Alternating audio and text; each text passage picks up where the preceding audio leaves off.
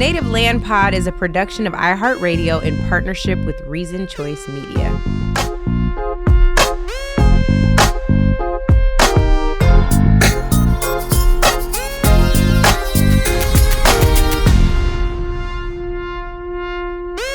Welcome home, y'all. This is episode 13 of Native Land Pod, where we give you our breakdown of all things politics and culture.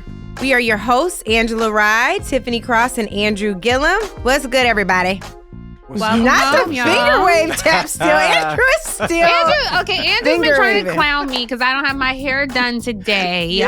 When we were on our call earlier, I just washed. I just got out the shower. He's trying to say I got finger waves. Friend. I just said, I know you I said look I hadn't crazy done, when you it's said like you this. hadn't done your hair, and I was like, oh, I thought you were just trying to, finger wave look. But the Finger thing wave. is, Andrew's finger wave, it's like a whole dance, and that's Because the moment. finger He did a and body wave, roll. wave, Is that what finger that is? wave. Oh, I thought it was Well, I a tell finger you, wave y'all body brilliant. roll.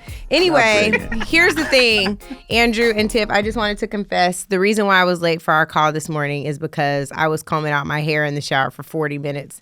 So I Hey, really girl. apologize. It was sad, but it's I feel calmed the down. pain. As You're soon as it beautiful. dries. Beautiful. As soon as it I dries, say wear it's it gonna be a big. problem. It looks cute big. Wear it Thank big. like you, it. Tiff. I Thank like you, it. Tiff.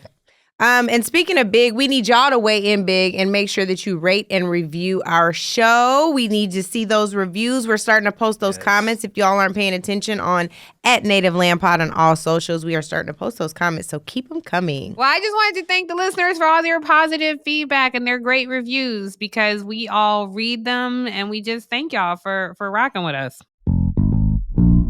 This week, we are getting into the fact that lawmakers in Tennessee recently voted to fire the entire board of Tennessee State University. Does this have anything at all to do with the fact that the state owes TSU more than $2.1 billion?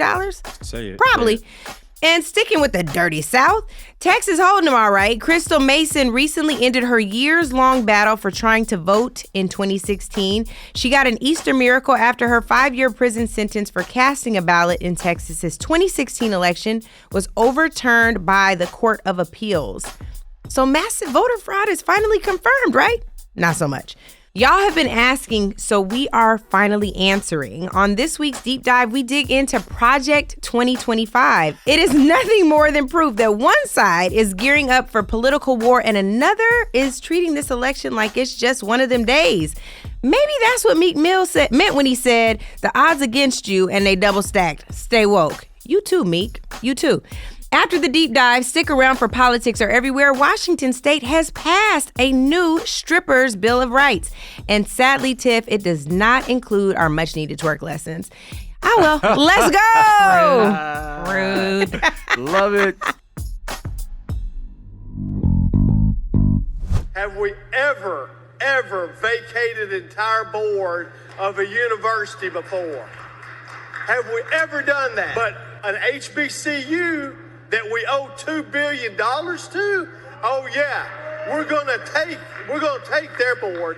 We're gonna hold them hostage, and we're gonna say you need to shut up about your $2 billion. You better sit down and shut up and accept the crumbs we send you. The optics of this are horrendous. You're going off the cliff. Don't do it. Don't do it to yourself and then wonder why the press is attacking you and saying things. And boy, do we have something to say on this. So as you can see here, last week, the Tennessee State House voted 66-25 in favor of dismissing the entire board of Tennessee State University. As you might guess, the legislature holds a large Republican majority who claim they are concerned about governance and financial mismanagement. Boy, have we heard of that before. And I want to tell y'all, I think the real issue is that in September, the Biden administration sent a letter from Secretaries Cardona and Vilsack of Education and Agriculture, respectively, to several states that have land-grant institutions, including Alabama, Arkansas, Florida, Georgia, Kentucky, Louisiana, Maryland, Mississippi, Missouri, North Carolina, Oklahoma, South Carolina, Tennessee, Texas, Virginia, and West Virginia. And do you know, of all of the recipients of those letters, the one with the largest debt to a school, to a land grant institution, was Tennessee with $2.1 billion as referenced in Bo Mitchell's sound just there. I want to play Justin Pearson's sound, a legislator also from Tennessee who you all know has been making a lot of waves. And then I want to hear y'all weigh in. This is wrong and immoral. This perpetuates the racism of previous generations into legislation today. The University of Tennessee, a predominantly white institution and the state's other land-grant university, did in fact get its full state funding each year. Some years, the University of Tennessee even got more than its required funding levels. But Tennessee State University was denied those resources, and because they were denied the resources, there were problems that occurred. But instead of us rectifying the problems that we created through racist policies by underfunding Tennessee State University, we're now advocating to vacate their board. Man. Okay. So weigh in here, y'all. This is a spicy one, and I think it's an extension of what they've been calling DEI attacks, affirmative action attacks, all of that. So I want to hear from you. Andrew, you went to a land grant institution called Florida A&M University. I'd love to hear from you first. So let me just say, Representative was going down the lane of describing the difference between the two land grant institutions that exist in the state of Tennessee. So what is it? UT Knoxville, University of Tennessee, Knoxville is the other federally granted land grant. And I think they're an early 1800 land grant institution. So is Florida A&M University. What that means is the Department of Agriculture of the United States of America allocates a set of federal dollars that make their way to those institutions.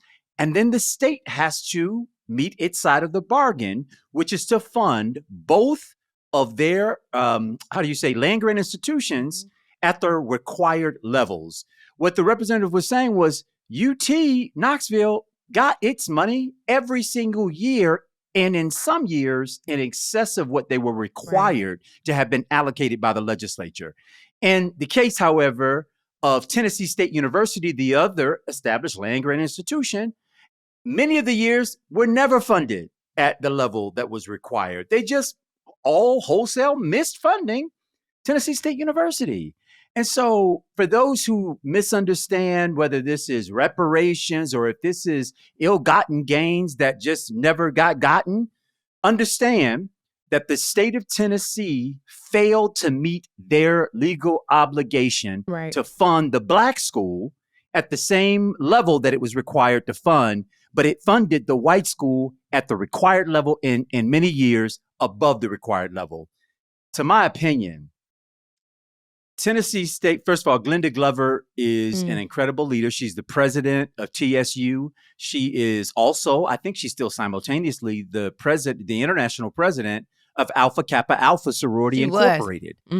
A woman who was a supporter of my campaign for governor, a woman who I would consider a friend, a woman who, when she lived as a young person in Washington, D.C., grew up under the tutelage of Marion Barry when she was a student up in Washington, D.C., interned for his campaign. So she understands hard knocks fighting, right? Well, it has not yet appeared to me whether TSU understands the kind of fight the students, the alumni, the supporters, the national community ought to be rising up right now in defense of TSU, because their failure to meet their obligation there to suspend summarily the entire board without any justification. The audit that was done there, Angela, correct me if I'm wrong, didn't reveal any legal issues, malfeasance. They were technical auditing practices and some recommendations for improvement. The legislature there is not hiding who they are, how they feel. They're doing it out loud and on purpose. Within minutes of the legislation passing, y'all, to dismantle that board, within minutes, the governor had already renamed all new 8 members of the board. This was no debate. There was no deliberative process being had by legislators. Those folks went in there and they gangbanged their way using the guise of the law to dismiss a board who was demanding the $2 billion they were due. Right. And they told them to shut up. They wouldn't shut up. They told them to sit down somewhere. They wouldn't sit down somewhere. And what happened?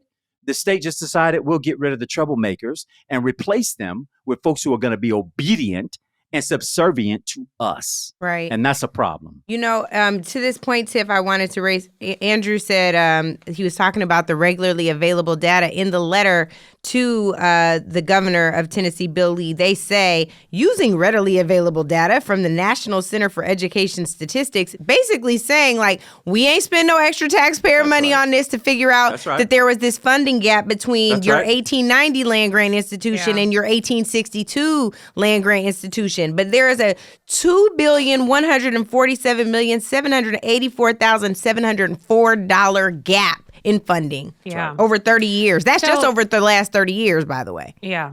I just want to take a minute and talk about HBCUs and the magic that they possess, not only for those who attended. And this is no diss to people who went to a PWI, but it is exhausting sometimes when people are like, well, I went to a PWI, but there were so many Black people, it was like an HBCU. No, it wasn't.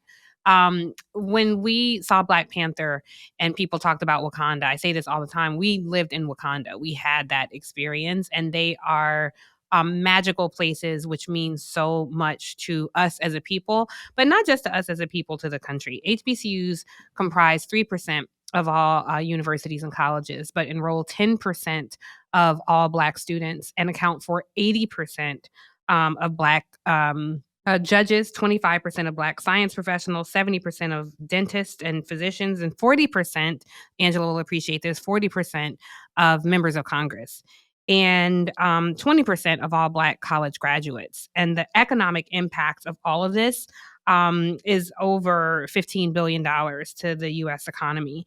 HBCUs are the primary drivers lifting Black people out of poverty into the middle class.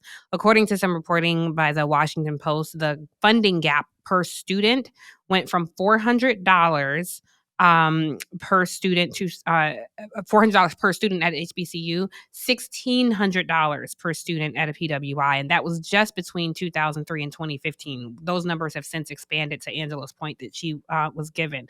This was a policy that was enacted by the Republican-controlled state legislature, which Angela pointed out, signed into law by the Republican governor. These are all elected positions. Tennessee has a high population of Black folks. The down ballot races matter. HBCUs matter. The letter that Angela referenced, it wasn't just the $2.1 billion owed to Tennessee State. It was the $12 billion owed to all those HBCUs housed in the states that Angela ticked off. Please, we cannot let HBCUs die, become defunded. Even if you didn't attend an HBCU, it's all of our problems. But if you did attend an HBCU, please make sure you're a booster, you're giving back, you're contributing something in some way, because they are so important to us as a community, but also us as a country. And Andrew, you can testify, you were on the board of trustees at FAMU. HBCUs are strapped. And there are always students who need money. There'll be students who are $2,000 short of graduating or $10,000 short of graduating. So then the faculty, because they love you, run around and try to find money anywhere to get these students to graduate. Right. And there's like literally friendship groups who are like, yeah, I just need $2,000. I have a student in my class, or my friend's, son is studying at an HBCU and needs money.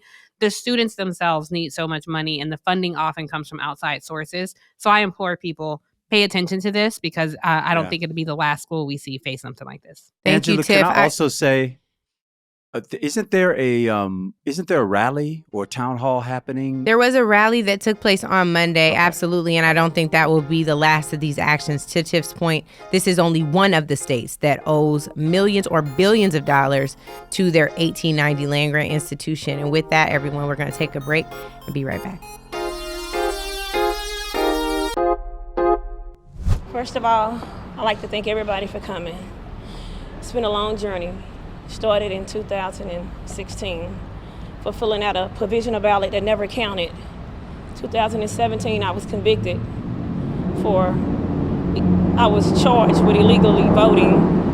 And in 2018, I was convicted to 5 years. I've been out now for 6 years, over 6 years on the appeal bond, fighting to stay free. And yesterday, I finally got that news that I was acquitted from all charges.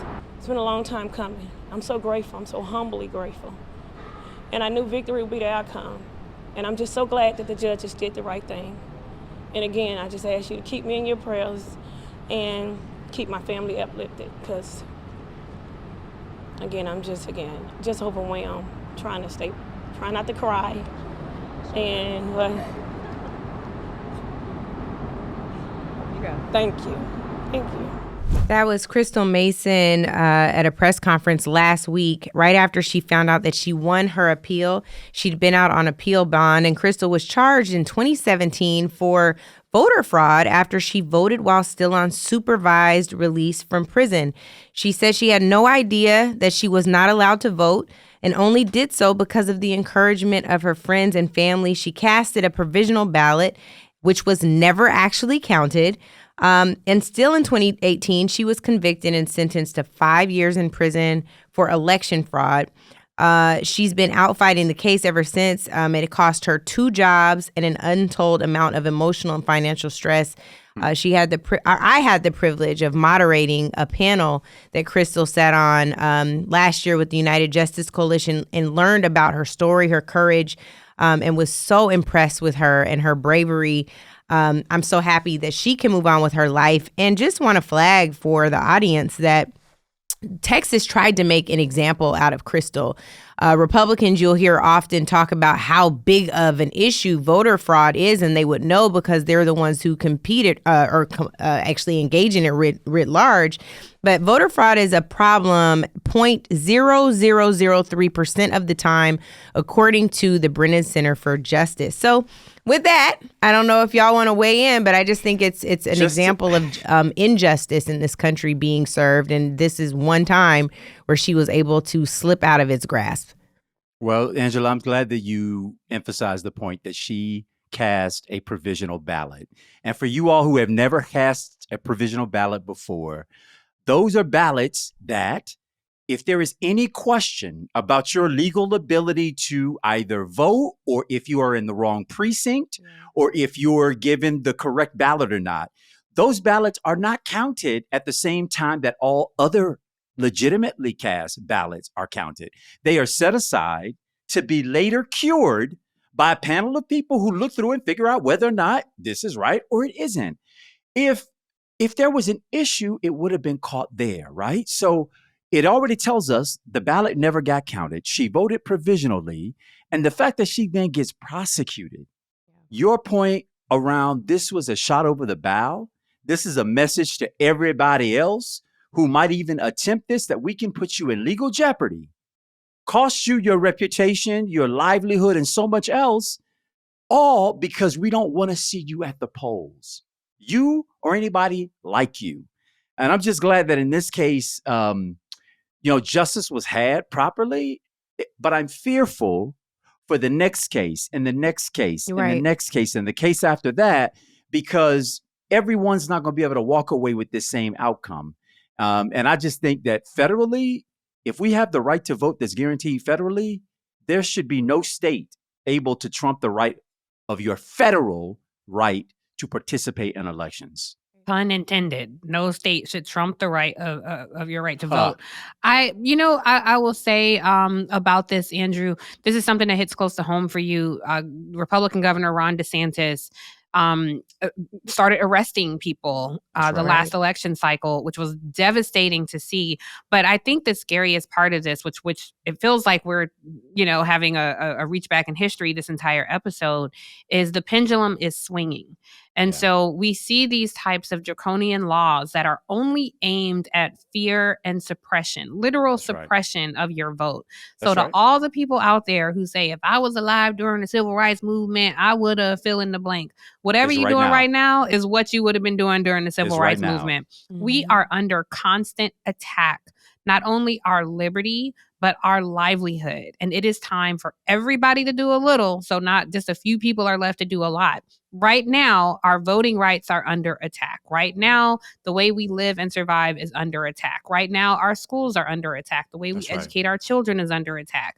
Whatever you're doing is what you would have been doing then. And if you're doing something, send us footage and let us know. Like, we want to shout people out who are actually doing something.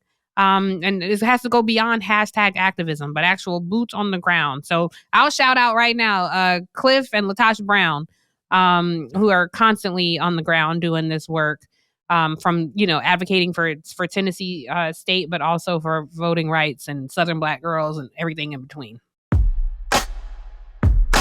Okay, now we have a listener question. Hey, my name is Eris and I'm from California, and I am interested in your thoughts, if you have any at this point, on the next presidential cycle in 2028. I realize it's a bit early. We have not actually voted this year. However, our choices are pretty much set in stone. It's of particular interest to me as a California native because I have watched our current governor, Gavin Newsom, make moves, particularly in the last 4 years, that make it clear to me that he is eyeing a run for president. We also have our current Vice President Kamala Harris, who is a California native, has held state and local office here, and actually run for president. Hopefully she will be the incumbent party's VP in a lame duck term. Typically that person gets a bit of deference. I know there's still primaries, but they get a bit of deference. However, Kamala isn't the typical VP. Do you think she'll get that deference, or will someone like Gavin move ahead and become a front runner? What do you mean by typical? I'm joking. What? Her name is Eris. Black. Is that what she said? Yeah. Eris? Yeah, Eris. I like her. I like that name. Eris, thank you for that question. I think kudos to you for being forward thinking and thinking about 2028. And so I don't want you to think I'm not answering your question. I hear it, and I hear the candidates you're putting out there. I do want to say, though, and caution people, because this frustrates me when we start talking about 2024 and 2021. As soon as one election cycle's over, the media runs to look at the next cycle. I would say a week is an eternity in politics. And I would caution people from thinking that 2028 candidates are already set in stone. I imagine in 2004, people thought that until a young senator by the name of Barack Obama came on the scene and disrupted a political dynasty. I would imagine that at some point people thought John Edwards was a shoo-in to be the Democratic nominee for president, until a little affair popped up and he was knocked out. Every October, we have an October surprise. So I would say let's focus on this particular election, because you'd be surprised at how things change. But more importantly, we're at a point of an existential threat to our country. I don't know that we'll have a democracy in existence in 2028. Mm-hmm. So I think we're all really preoccupied with 2024 right now, even though I completely understand your question and thank you for sending it. Send it again in 4 years and we'll definitely break it down at the new slate of candidates, because I hope there's some more young blood, because we should have a wider choice of people to choose from. Can I just say, Tiffany, your point is well taken, because God knows we'll talk about the topic later, but the underpinning of democracy is certainly at risk. But I will say to Eris's intent, it is true. The race has started before the race has ever begun. And the only thing I would submit is I think probably both the candidates you mentioned, the Californians you mentioned, will probably be considered. But I also know that there are going to be people whose names we cannot call right now, who may show up and pop off, similar to what Tiffany mentioned about Barack Obama, the little-known state senator come U.S. senator. And so I think it'll be a crowded field, and I don't think there's going to be any deference given to anyone unless Biden was able to legally run for a third term, which he can't. So I don't think there's going to be much deference come around the next Democratic primary. All right. And with that, we got to pay the bills. We'll be back after this break with a deep dive on Project 2025.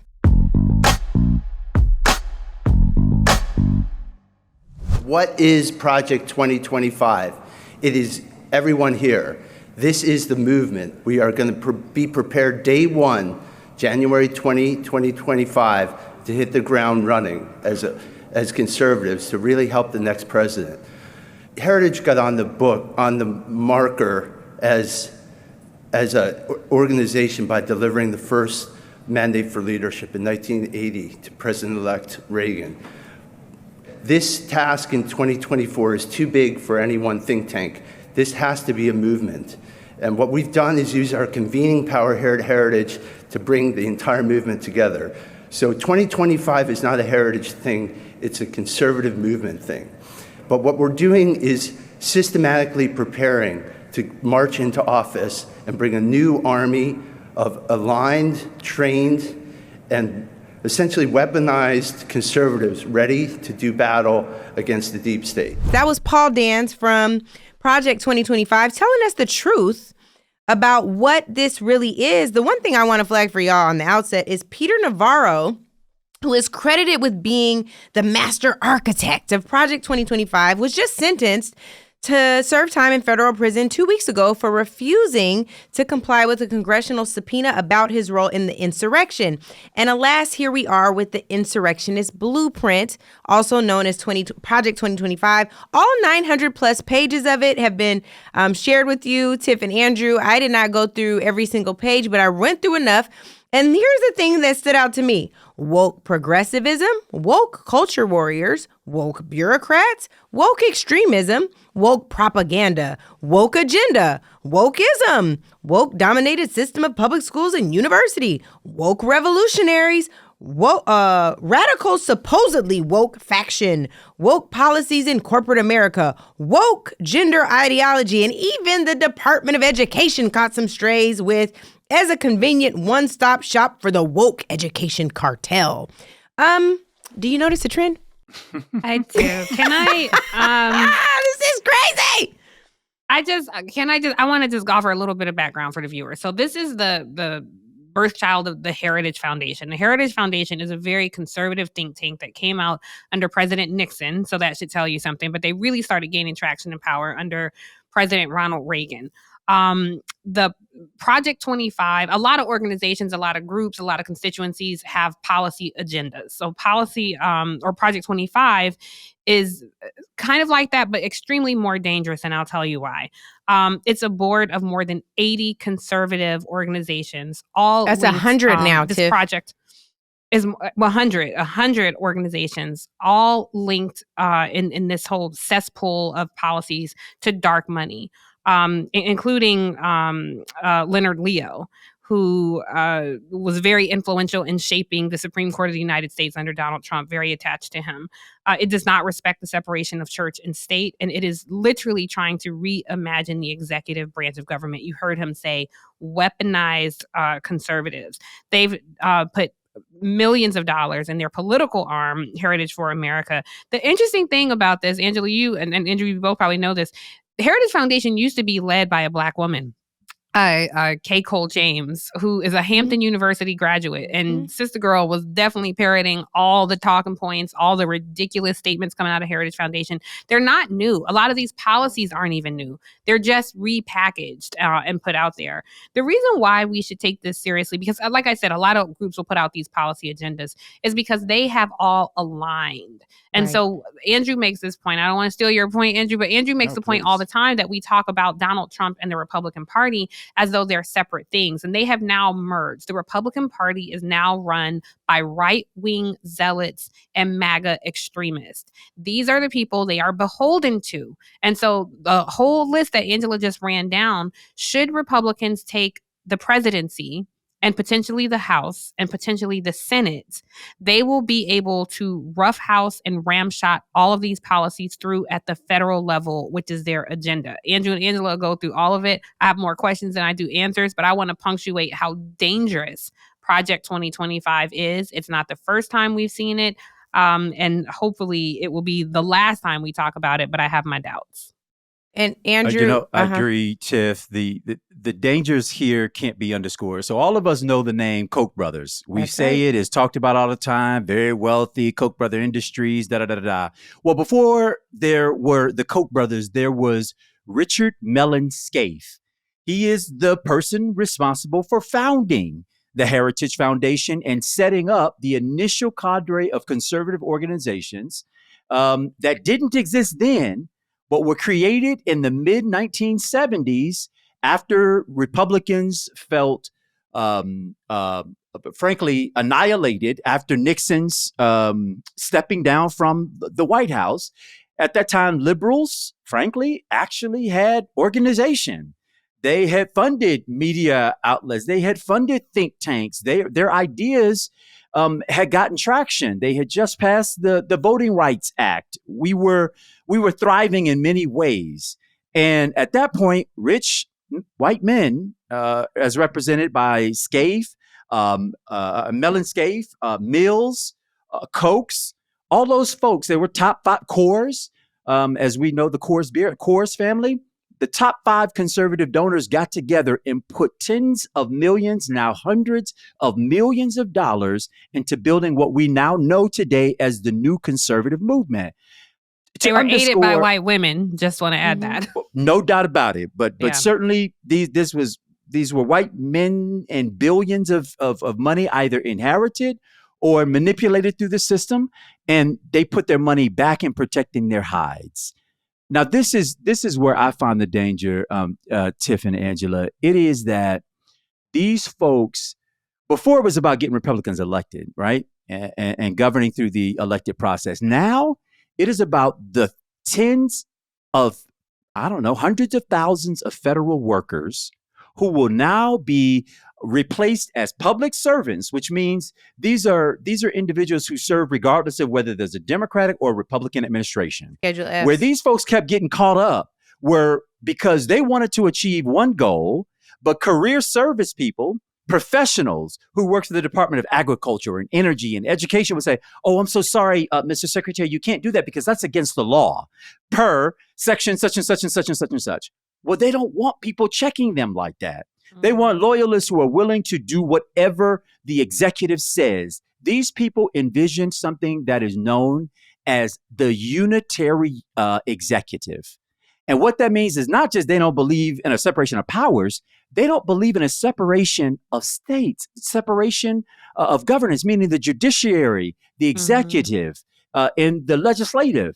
They believe that the president, when elected president, has all power. Like I have news for those folks. Right. We got rid of that when we were founded. The American Revolution was about throwing off the yoke of the unitary executive, the king.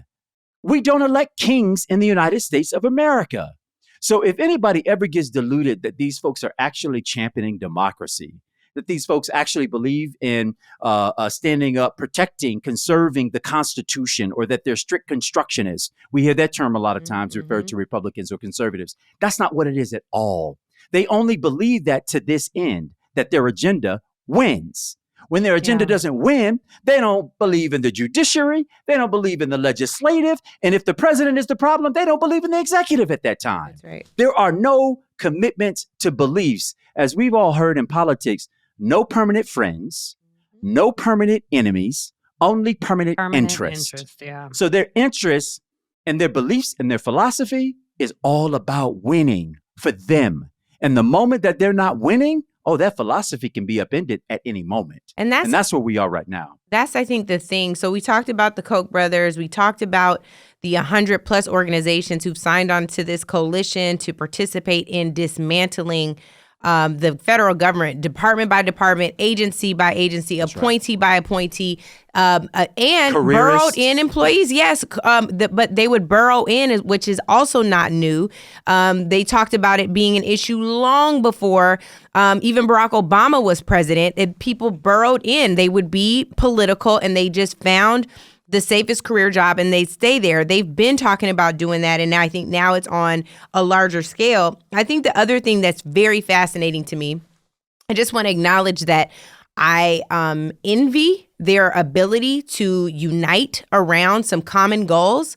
I am jealous of it. I am frustrated by the fact that we don't have something like this, we meaning Black folks, that represent our interests, because when we do, I talk about it all the time, the Black agenda that was put forth by the Black to the Future Action Fund by our dear sister Alicia Garza, it is like pulling teeth to get Black folks to support something that benefits our best interest. They want to know who wrote it, why they wrote it, when did they write it, who's in charge, was it a man? If it's not a man, I can't get behind it. If it was a woman, is it a woman that I like?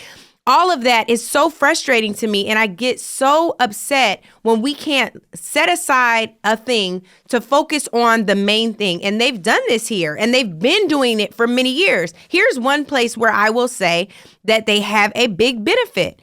Speaking of DEI and dollars they didn't earn. They put the dollars they didn't earn towards something that benefits them in a towards a common goal. $22 million. So I bet, I'm just thinking, we probably could get on the same page and we probably could move the needle a little bit further down the road if we had the same resources they have to expend on these things, whether it's Americans for Prosperity or the American Legislative Exchange Council or the Heritage Foundation or now Project 2025, all of which have benefited from the infrastructure that they've been establishing, frankly, since 1619. How about that? Well, there may be a point of disagreement here because I think the Republican Party, they're easier to coalesce because they have one common goal. I mean, racism is at the root of everything they want. So I don't want to compare Black folks to them. Like I think our fractured interest is because we're not a homogenous group of people. We have different interests. We have different goals. I think that's the beauty of us as a people. And I often hear people credit the Republicans with like, oh, but they have such a simple message or they're better at communicating. I don't know if that's true. I think their audience is a little more simple and willfully ignorant to a lot of things around policy. I think on the left, and listen, ignorance extends to no matter what political party, no matter what socioeconomic background. Exactly. It's not partisan. However, I think on the right side, you have people who are just pretty much flatlined.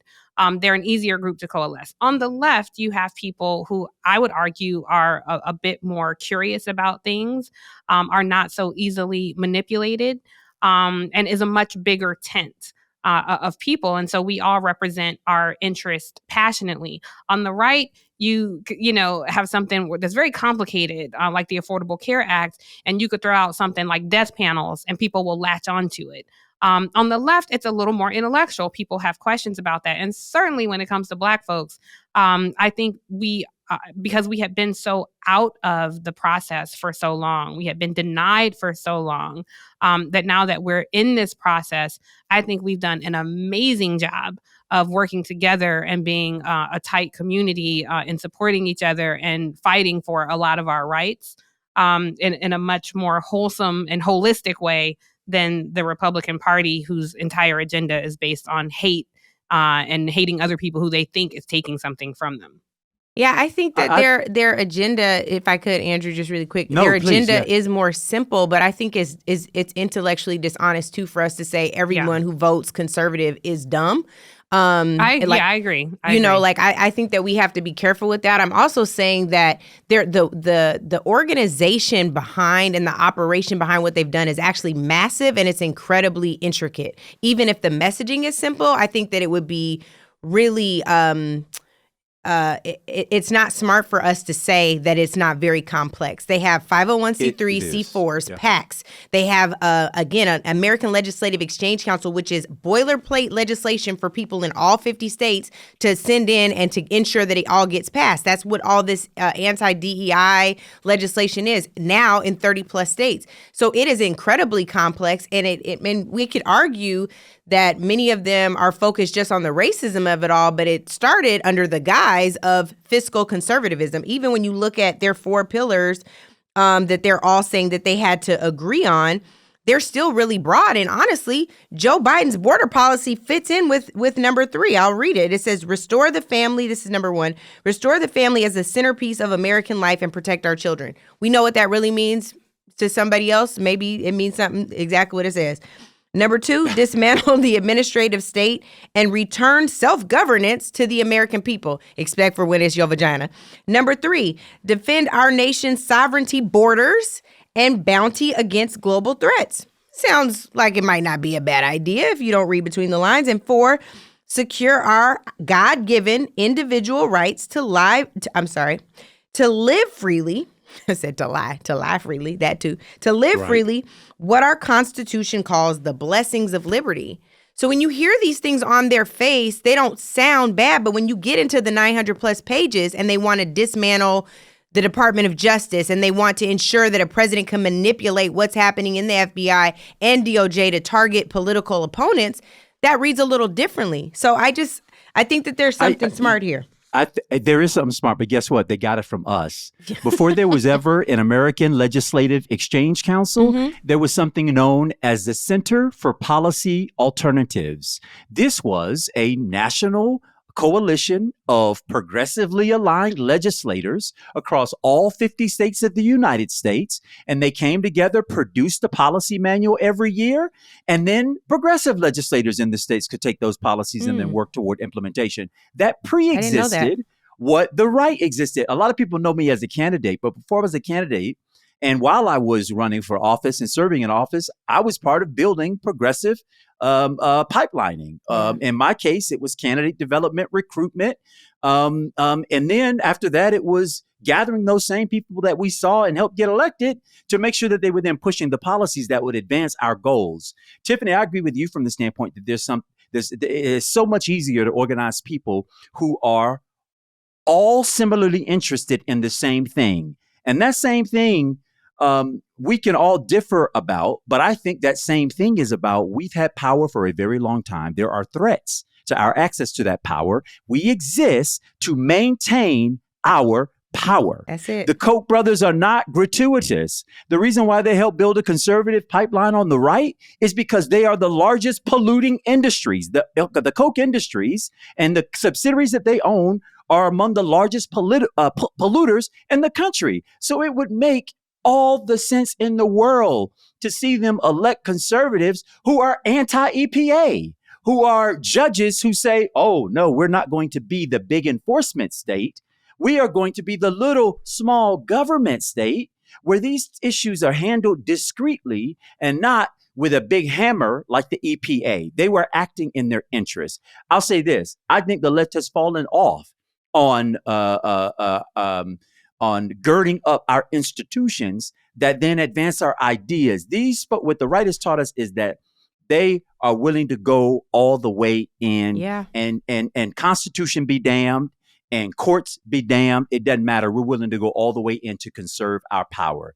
The reason why the left, I think, is a harder group to organize and coalesce around a single idea is because largely we're motivated by what our need is. Just as the right is. Their need is to maintain the power that they've always had. For us, our need might be food on the table, gas in the tank, women protections at the workplace, and also with autonomy on their bodies, Black people's ability to go to schools, our ability to maintain those same institutions when those institutions start producing Black folks who then end up becoming successful parts of boards, elected officials, potentially presidents of the United States, and then they challenge our power. So what do? We go and delegitimize their institutions so that they can't continue to produce the folks who are going to threaten our power. The right is they're no more brilliant than we are. We did this first. They learned from us, and then we fell off the bus because our needs, as basic as they may be, became more divergent with the diversity of people in our coalition and the needs that each of us have had. And so we've got to get back to the basics, y'all. And even if we were dealing with your point here, Angela, which is just amongst Black folks, how do we do this? My suggestion would be, one, we need to get a political operation in order that trains the candidates we want to see, then can get those folks successfully elected, right? So there's a whole political arm to this thing. Then we need a policy center. We have that. We don't support it. We have that. We don't. Yes, we do. We have the CBC Institute. We have the Collective PAC doing that. We have the Joint Center, which almost went completely under because we don't support the things that we have. This is what I'm talking about, Angela. That is the point to be had here, which is from a resource standpoint. Yeah. The left has money. I'm not talking about the left. No. But this is why it's. But the left doesn't exist without the Blacks. That's fair. In fact, the left doesn't exist at all. That's true. And could never exist without us. Yeah. And so if you are interested in advancing the left's agenda, then your interest must coincide with building an electoral operation that, by the way, doesn't just train, doesn't just elect, but has a hammer at the end of the day, which means if you don't do what you committed to doing, if you get in there and then you get sold out to the power interests that you were elected to dismantle, we're taking you out. Yeah. All right. We're taking you out. So our enforcement mechanism has to exist on a level that's bigger than the fact that we share the same skin tone. That ain't it.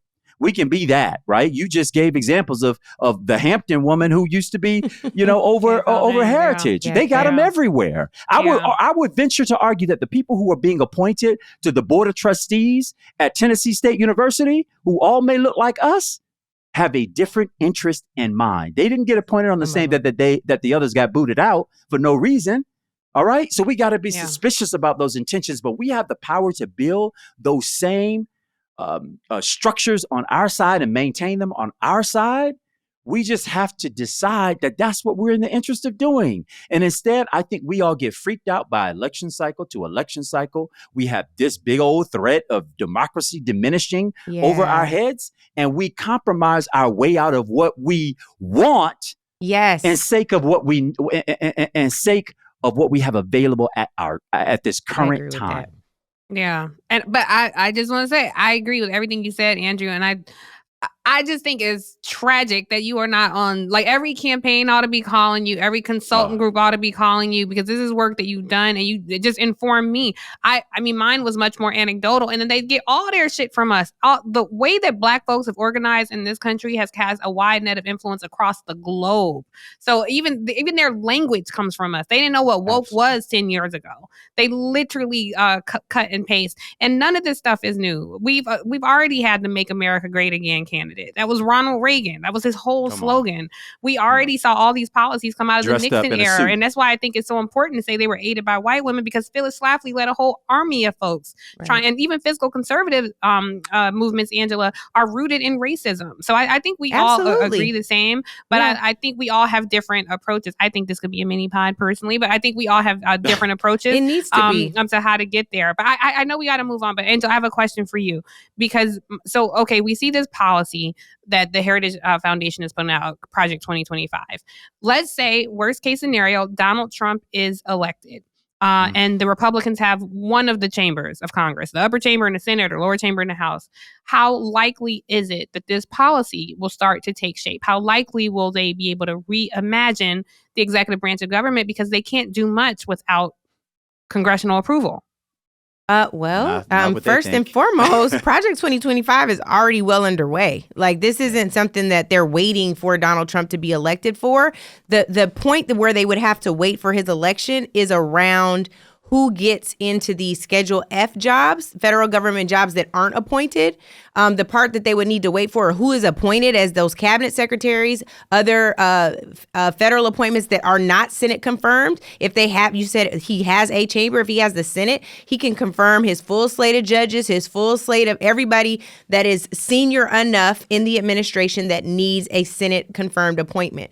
So there's a lot that they can do. He can do a lot with the executive order. If Donald Trump is elected again, he will dare the Supreme Court to challenge anything that he tries to get through via executive order. And I think it will be including things that should be reserved for legislation. So at this point, go ahead. Agreed, Angela. And I would just say this. Remember, we heckled Mitt Romney about the binders full of women comment when he was talking about that's what this is. Candidates. This is the binder full of conservatives. Yep. What they are building are the resumes of individuals that they want to go in. And Angela talked about the appointment level. But what makes this even more dangerous is that they're talking about this at the careerist level. Yeah, I said they're that saying we want Schedule you F. in the fuck the appointments. Excuse me, Lord. Please forgive me, y'all. Forget the appointments. This is about, we're going to go into these departments and staff up with conservatives who will effectuate our agenda regardless of who the president is. And if the president is the president of our choosing at this time, then you act in their interest. If they're not, then you act in our interest and you be a stopgap to whatever progressives may want to do, because now you're part of the wheel that keeps this machine running. And that we have to all be terrified of. We all got to be terrified of that. I want to just, this is my last thing on this. I just want to point out, to Tiff's point, on page 4 of the 900-page document, in the foreword, it says, today the American family is in crisis. 40% of all children are born to unmarried mothers, including more than 70% of Black children. They go on to talk about pornography must be outlawed. illicit drug. Their product is as addictive as any illicit drug and as psychologically destructive as any crime. I mean, it's I just think pornography. When the Republican convention was held in Florida down in Tampa a couple of years ago, the hotel said the highest search rates they had were to porn sites, and the strip houses saw record profits over the Super Bowl, y'all.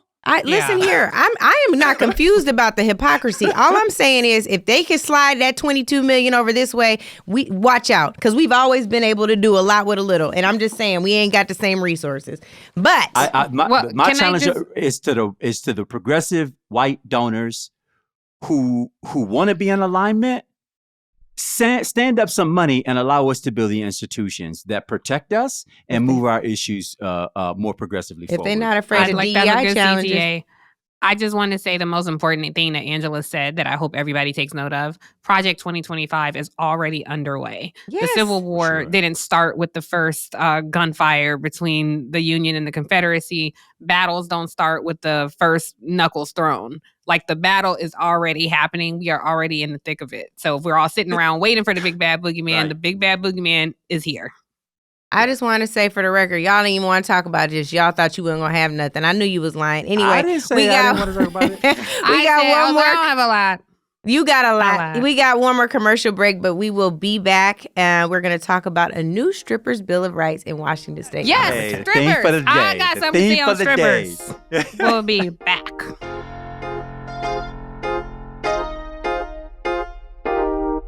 We just got done talking about Republicans' pornography and strippers, and here we are now talking about a Democratic governor, Jay Inslee, signing the Strippers' Bill of Rights into law in Washington State, which he did on March 26th. The bill was sponsored by State Senator Rebecca Saldana, and we have a clip. It's pretty simple why we're passing this bill. These are working folks, and working people deserve safety in the environment in which they work. New at 4, Governor Jay Inslee has signed a bill into law that will improve safety at strip clubs in Washington. He was surrounded by the bill supporters this afternoon. Senate Bill 6105 is the so-called Strippers' Bill of Rights. One of the major changes the bill implements is to remove the lewd conduct code in Seattle, which could pave the way for strip clubs to serve alcohol. That bill also means places like Supernova in Seattle will have to cap fees that clubs can charge dancers, install panic buttons, and ensure security staffing requirements. I love this. Sorry, Angela, go ahead. No, go for it, Tiff. You love this. Tell us about what you love about. What do you love about it? Love about the stripper. I love this because these strippers there's no 401k that comes with strippers. They don't get benefits. These are women who are, and I know there are male strippers, but predominantly women drive revenue at the strip club. They have to tip out to everybody from the bartender to the DJ. Their money is taxed not only by their fellow coworkers, but also by the government. People think strippers don't pay taxes. Yes, they do. Something similar happened in Los Angeles. Strippers United organized there. And I, grew up in Atlanta, Andrew, in Florida. Like, the strip club industry is big, it's massive. I've been to strip clubs a few times. I don't want to speak for anybody else on panel, but I've definitely been to strip clubs a few times. And in talking to these women, I did a documentary on strippers when I was at BET. I followed around Buffy the Body. I followed around Buffy the Body for everybody. You remember Buffy the Body? Buffy the Body. Because a lot of strippers at that time ended up on video sets. And so I got to spend time with them. And I remember sitting one woman down, and we had our cameras. I kept trying to make the dancers comfortable. And one of the women started crying. And I told them to stop filming. And I asked her, hey, like, I'm a friend. We're here just to tell your story. And she said, I don't want my grandmother to see this. And it just reminds you of the humanity. And in talking to strippers, they said, when you think about how they're treated, because they have no, protection once they leave these clubs. And they said the people who treat them the worst are other women. That other women scrunch up their noses, they talk about them, they are disrespectful to them, which made my heart break. And so anytime I've gone to a strip club, I tip, I'm nice to the women.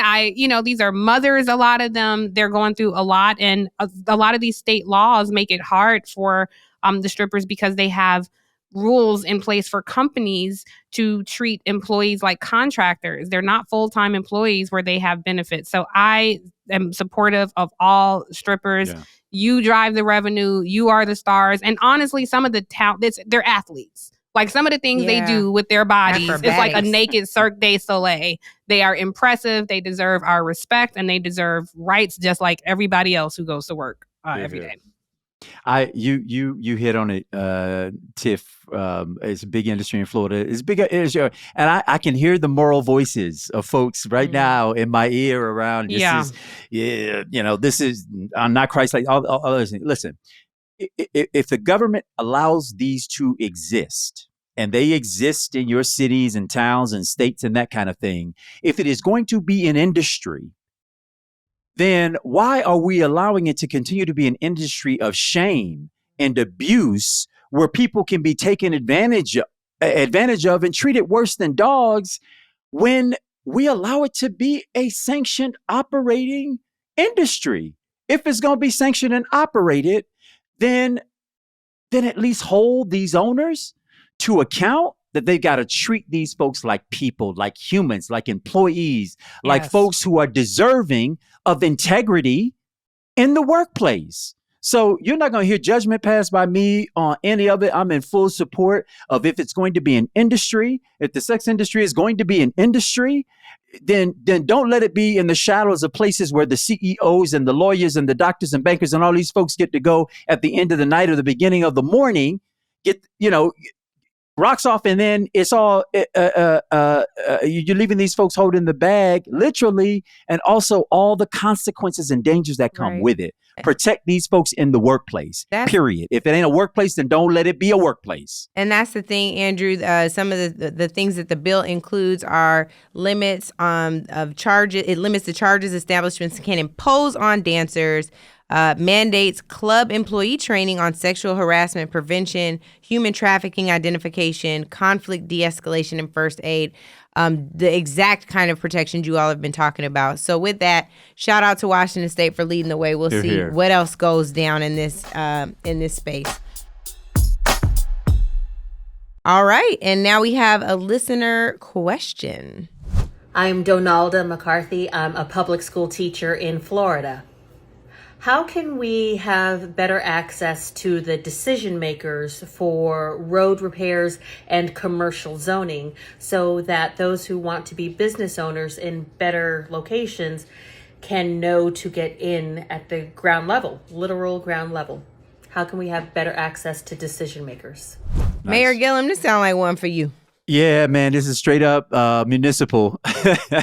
I would, first of all, thank you for the question. And also thank you for the work that you do educating our next generation. Big sweet spot for me, teachers and educators. And to the question of getting better access to decision makers when it comes to public infrastructure and the future of where businesses are located, streetscapes, so on and so forth. Almost every community I know of, at least in the state of Florida, has public works departments and a public works director. These are the folks who largely work in the bellows of the government. They're not the folks you see on the television or the local access TV at the city council and county council meetings. These folks work in the government buildings. And so that means any citizen, by and large, is able to go make an appointment, sit down with, share your ideas, raise concerns with, we were talking on another subject about careerists. These are the careerists. These are the people who spend their life's work understanding the rules and how to make a city function. And I would strongly recommend, a lot of people I learned when I was in municipal government, just they had concerns and questions. They just didn't know the way. They didn't know who to go to. They thought they had to meet with the mayor or the city council or the city manager in order to advance that idea. And the truth is, you can meet with those people. It may take you a little longer to get there, but with these other career service employees, it's their life, and it would be their pleasure. I think I could say it with the fullness of my heart. It would be their pleasure to sit down with people who live in those communities, hear from you, about what you want to have changed, and then go to work on your behalf and be very responsive to you all the way through the process. So thanks again for the question. And I think there's a really simple answer to it, which is to go see some of these folks, your public works directors, your facilities management folks, your the folks who sit in your small business development offices. Sit down with them and let them hear your concerns. I think you'd be surprised how responsive they'd be. Thank you, Andrew. Okay, and now it's time for our calls to action. Tiff, I'm going to start with you. Me? Okay. I have a simple call to action. I would like to ask our listeners and viewers to help amplify native land, because we talked a bit on this show around the new rules on Instagram, and we post a lot of our content there. And I don't know what's going on, but it's like if you ever said anything political, it feels like a shadow ban. It feels like a lot of our content is getting hidden. And so if you don't, a lot of times with Reels, like you would see it in your feed any kind of way. And now with the new rules around political content, it's been harder to get in people's feed. So I would ask you, drop our content in your group chat. Make sure you follow all of us on social media, then drop our content in your group chat, share it, post it, clip it, reshare it, rate, review, share, comment, YouTube, Apple Podcasts, iHeart Podcasts, all the things, because that is a huge help to us.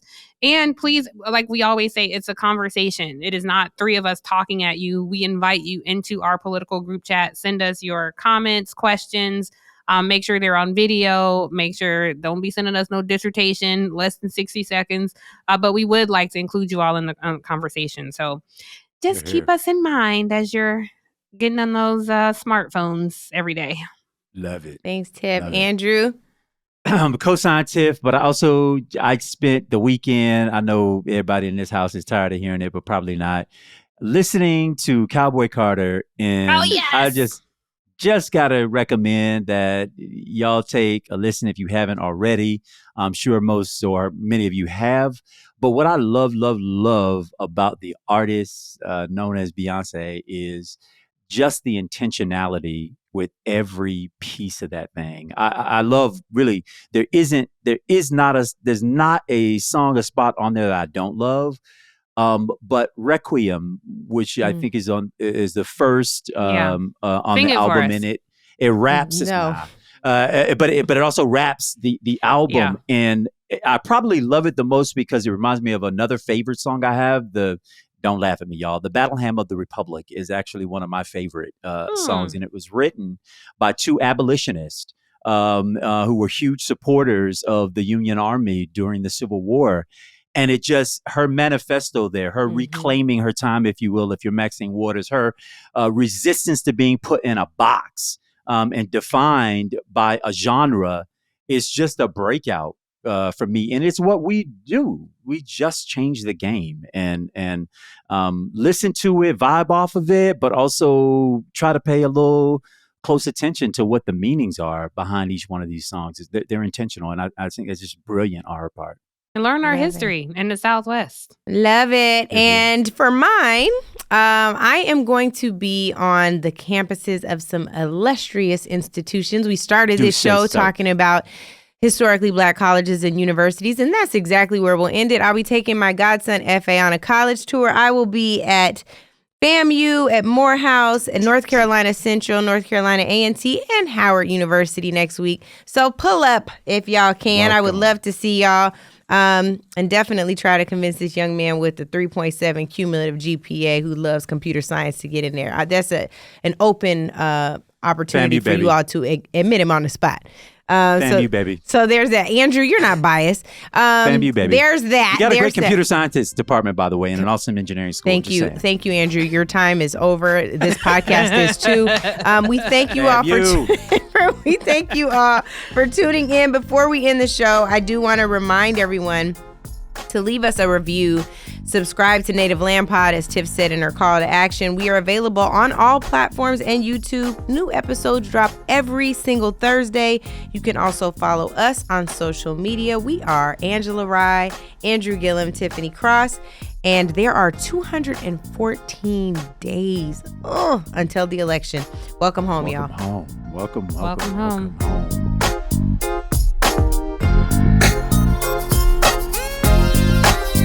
Native Land Pod is a production of iHeartRadio in partnership with Reason Choice Media. For more podcasts from iHeartRadio, visit the iHeartRadio app, Apple Podcasts, or wherever you listen to your favorite shows.